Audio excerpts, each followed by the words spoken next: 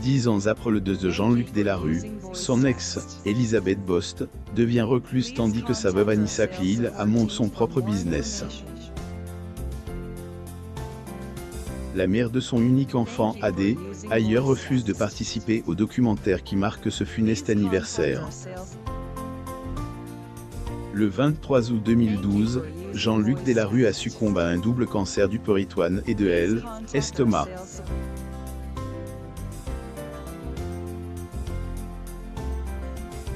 Après la mort du talentueux journaliste de TF1, plusieurs soucis ont mis la vie de ses proches, dont des problèmes liés à sa succession. Sujette à de nombreuses rumeurs, Elisabeth Bost est devenue recluse, tandis que la dernière épouse de son ex a continué sa vie. Les explications. Le journaliste Jean-Luc Delarue. Source. Getty Images Design. Après la mort de Jean-Luc Delarue, son ex refuse de participer à son documentaire pour célébrer le 10e anniversaire du décès de Jean-Luc Delarue. TF1 propose de diffuser un documentaire qui retrace le parcours de son défunt. Viewing déclare au sujet de ce documentaire. Paragraphe. Ce nouveau projet est né d'une envie de raconter son histoire comme une série, car son parcours est proche de la fiction. Paragraphe. Plusieurs célébrités du PAF ont accepté de participer à ce projet. On pourra y retrouver des noms comme Jean-Pierre Elkabbach, Thierry Ardisson, Flavie Flament ou encore Christophe de Chavannes. Des membres de la famille du principal concerne comme sa maman, ont accepté de témoigner, mais ce n'est pas le cas de la mère de son fils. Viewing explique. Paragraphe. Elisabeth Bost, la mère de son fils, ne souhaitait pas s'exprimer sur le sujet.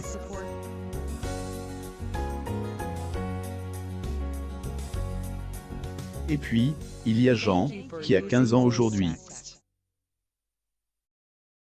On voulait respecter paragraphe. Elisabeth Bost et Jean-Luc Delarue. Source. Getty Images. La question que vous vous posez probablement est celle de savoir pour quelle raison Elisabeth a refusé de participer au projet de à son défunt mari. Les insultes que Elisabeth Bost n'a pas surmontées au cours une interview accordée à Paris Match en décembre 2013, Elisabeth Bost est confiée à ses droits d'auteur ouvert sur leur relation. Connu que Jean-Luc était un homme charmant et un papa aimant.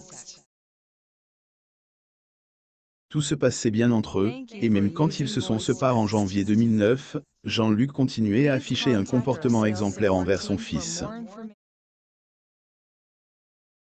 Heureusement, les choses ont changé quand il a commencé à souffrir des problèmes de drogue. Après Elisabeth, ses addictions ont pourri son existence au point de rendre leur vie infernale. Jean-Luc Delarue et Elisabeth Bost, en avril 2007. Getty Images. La journaliste a refuté en bloc toutes les accusations portées sur sa personne, selon lesquelles elle ne permettait pas à Jean-Luc de voir son fils. Je peux vous montrer tous les SMS envoyés pour dire que Jean avait besoin de le voir. La justice a ailleurs reconnu que Marc favorisait les échanges entre le père et le fils et préservait image du père auprès de enfant.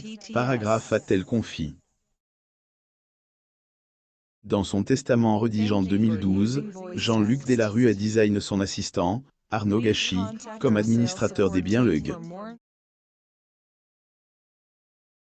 de la gestion des biens devant revenir à son fils, Elisabeth Bost a pas caché sa deception. Paragraphe. Je me suis surtout dit que était le testament un homme malade, faible et isolé. Paragraphe. Avait-elle dit. Moment de joie entre Elisabeth Bost et Jean-Luc Delarue. Source. Getty Images. Le 23 août 2012, la veille de annonce de la mort de Jean-Luc Delarue, Elisabeth Bost a reçu 2 courriels insultes supposées être écrits par Jean-Luc. Confie. paragraphe J, REQ, en provenance de sa messagerie, 2 emails D, insulte un Coran, D, une violence rare, évoquant des choses horribles, fausses, et sa succession le lendemain, après elle, annonce de son deuil. Je me suis dit que, un truc cloché. Comment un mourant dans la même lancée, les parents de Jean-Luc Delarue ont déploré le fait que dans son testament, il ait légué ses propriétés et ses biens meubles à Anissa Delarue. On pointe du doigt elle, attitude de cette dernière, ainsi que celle des Arnaud Gachy. Ils ont noté elle, état de santé extrêmement dégradé de leur fils juste avant sa mort, ce qui jette le doute sur elle, authenticité de son testament. Sa maman Maryse Rivoire avait lâche. Paragraphe lorsque sa vie s'est arrêtée brutalement, tout ce qui reliait Jean à son père a disparu, il n'a même pas pu récupérer les jouets de sa chambre. J'ai la conviction intime que Jean-Luc n'aurait jamais voulu cela. Ce n'est pas mon vrai fils qui fait cas, il était diminué, malade, paragraphe. La vie de sa veuve, Agnès Cessa, dont Elisabeth Bost a voulu faire annuler le mariage en colère et 2 ans Paris, Elisabeth Bost avait enclenché 2 procédures. La première pour violence psychologique, au sujet des violents emails recus, et la seconde, pour faire annuler le mariage de Jean-Luc Delarue et Anissa.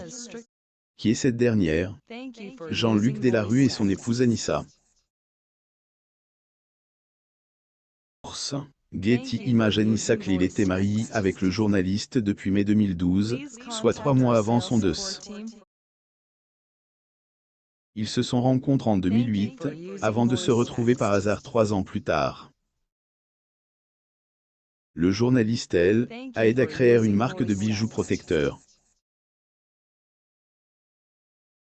Le deuil de son époux, celle qui est retrouvée veuve à 30 ans, est associée avec sa droit d'auteur Ursamira pour créer la marque de mode et prêt-à-porter, paragraphe Anaka HEL, paragraphe. Anissa et Jean-Luc Delarue à Roland-Garros en 2011. Getty Images. Anissa a hérité de la moitié de la fortune de son ex-mari, estimée à 22 millions d'euros.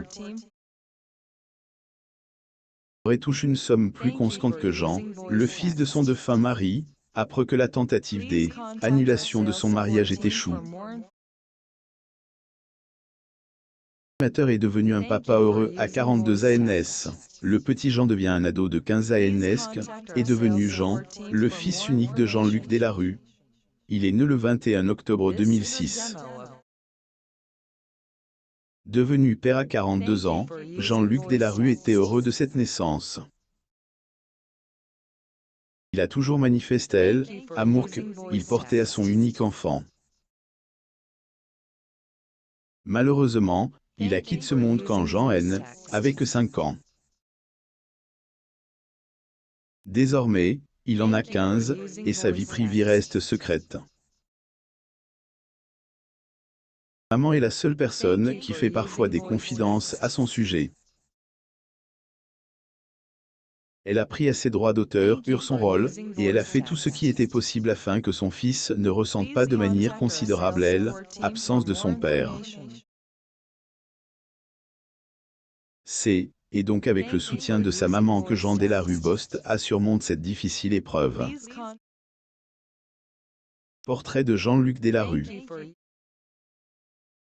Source.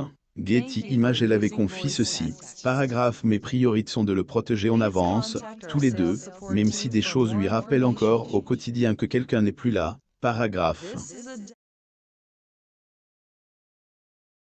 Adolescent pourra toujours compter sur le soutien de sa maman.